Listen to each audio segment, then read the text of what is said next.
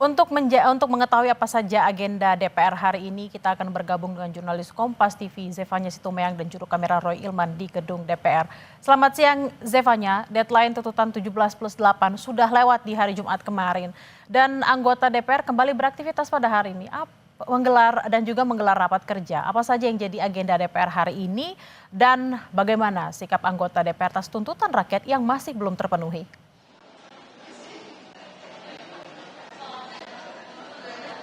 Ya Bella, hari ini anggota DPR RI ada sebanyak 15 agenda kalau dari pantauan kami begitu ya. Di mana saat ini yang tengah berlangsung ini ada rapat dari Komisi 3 DPR RI yang tengah rapat dengan panitia seleksi dari Komisi Yudisial untuk membahas terkait seleksi calon hakim agung dan juga calon hakim ad hoc Mahkamah Agung. Kemudian juga ada rapat dari Komisi 12, kemudian juga rapat Balek, kemudian Komisi 1 juga ini dengan Kementerian Luar Negeri untuk membahas terkait dengan rencana kerja dan juga anggaran. Kemudian ada juga rapat saat ini yang sudah berlangsung Komisi 2 yang sedang rapat dengan Menteri ATR BPN. Kemudian juga ada rapat dengan Komisi 6 dan juga Komisi 9. Namun memang nanti jam 11 ke atas ini juga masih ada agenda lain, tapi memang untuk saat ini kami belum melihat adanya agenda yang membahas terkait dengan tuntutan rakyat. Kita ketahui kemarin ini sudah ada kurang lebih 6 poin yang dikabulkan begitu oleh DPR RI terkait dengan tuntutan rakyat 17+8 kemarin setelah huru-hara demo mahasiswa, demo rakyat begitu, bagaimana terkait dengan tindak lanjutnya dari anggota DPR RI. Kalau kita lihat ada 6 poin yang sudah dikabulkan. Pertama terkait dengan tunjangan perumahan yang kemudian ini dihentikan, lalu juga terkait dengan pemangkasan tunjangan anggota DPR RI, lalu juga ada terkait dengan penonaktifan anggota DPR RI yang ini juga akan ditindaklanjuti. Terkait dengan hak keuangan yang tidak akan diterima lagi, lalu juga pimpinan DPR ini sudah berkomunikasi dengan MKD begitu agar menindaklanjut dengan mahkamah partai politik masing-masing terkait bagaimana tindak lanjut terhadap anggota DPR RI ini yang sudah dinonaktifkan begitu, dan DPR RI ini juga berkomitmen untuk mengedepankan transparansi juga melibatkan partisipasi publik tentunya dalam setiap kebijakan yang diambil. Tapi memang masih ada beberapa catatan lagi yang tentu dinanti oleh masyarakat di mana tenggat waktunya. Kalau yang beberapa poin kemarin ini di 5 September 2025, tapi ada waktu 1 tahun yang diberikan masyarakat kepada anggota DPR tentunya untuk menindaklanjut beberapa poin lainnya, seperti misalnya terkait Undang-Undang perampasan aset koruptor. Ini yang sangat dinantikan, diberi waktu 1 tahun bagaimana DPR RI ini dapat segera mengesahkan sebagai bentuk komitmen DPR dalam memberantas korupsi, begitu ya, mendukung pemberantasan korupsi. Kemudian juga terkait revisi Undang-Undang Kepolisian ini juga yang sangat dinanti, bagaimana desentralisasi fungsi polisi ini juga dinantikan oleh masyarakat, lalu juga terkait dengan revisi Undang-Undang Komnas HAM ini agar dapat memperluas kewenangan dari Komnas HAM begitu untuk menindak, kemudian juga terkait dengan kebebasan berekspresi. Ini sejumlah poin-poin tuntutan rakyat yang tentu masih harus dikerjakan oleh anggota DPR RI begitu.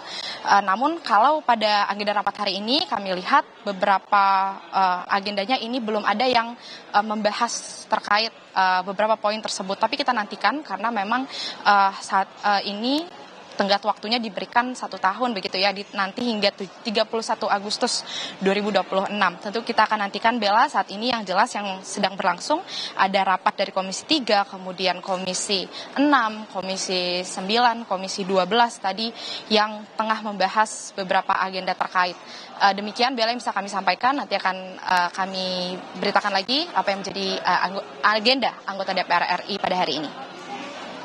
Baik, memang ada sejumlah tuntutan yang sudah dilaksanakan, ada juga yang belum dan akan menjadi PR ke depannya. Menjadi PR juga bagi kita untuk melakukan pengawasan terkait dengan poin-poin tuntutan yang harus segera dilakukan, baik itu bagi DPR dan juga pemerintah.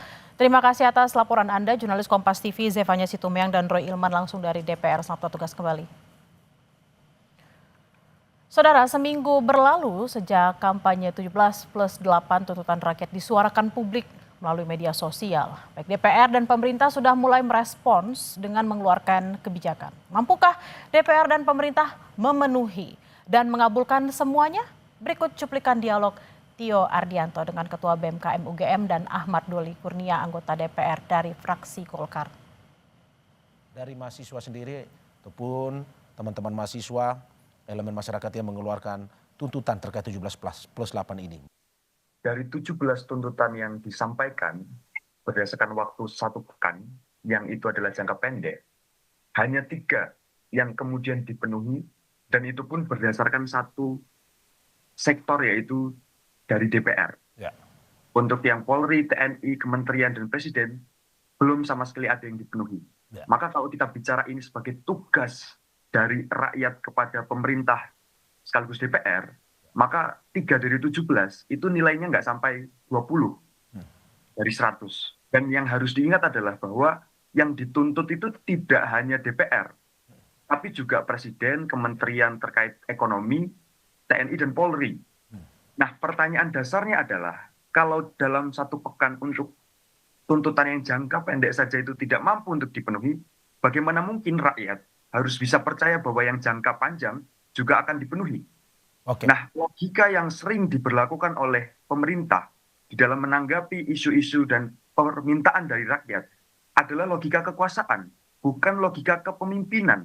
Sehingga yang sering terjadi, dan itu kemudian berulang di momentum ini adalah, pemerintah tidak menjawab tuntutan rakyat dengan menyelesaikan masalahnya, tapi menjawab dengan menyelesaikan kemarahannya.